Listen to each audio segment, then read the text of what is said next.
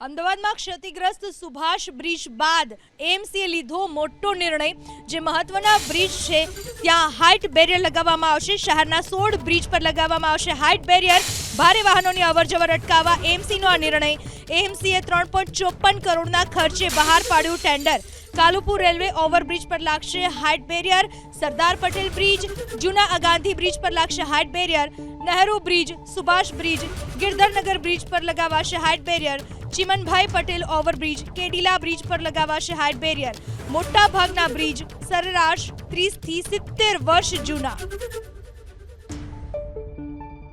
અમદાવાદ શહેરમાં આવેલા જૂના બ્રિજો ઉપર ગંભીરા બ્રિજની દુર્ઘટનાના કારણે થયા પછી આપણે અમદાવાદ બ્રિજનું 3 થી 4 મહિના પહેલાં આપણે એક ટેન્ડર બહાર પાડેલું। એમાં વન પાર્ટી ટેન્ડર આવતા અત્યારે આપણે ફરીથી રીઇન્વાઇટ ટેન્ડર કરી રહ્યા છીએ। એમાં 16 બ્રિજો અમદાવાદ શહેરના જે વર્ષો જૂના બ્રિજો આવેલા છે ત્યાં હાઇટ બેરિયર લગાવવાનો નિર્ણય કરવામાં આવ્યો છે। જ્યાં વધારે જરૂરિયાત હશે એ ટેન્ડર આવ્યા પછી આપણે એનો નિર્ણય અમદાવાદના અધિકારીઓ સાથે લઈને કરીશું।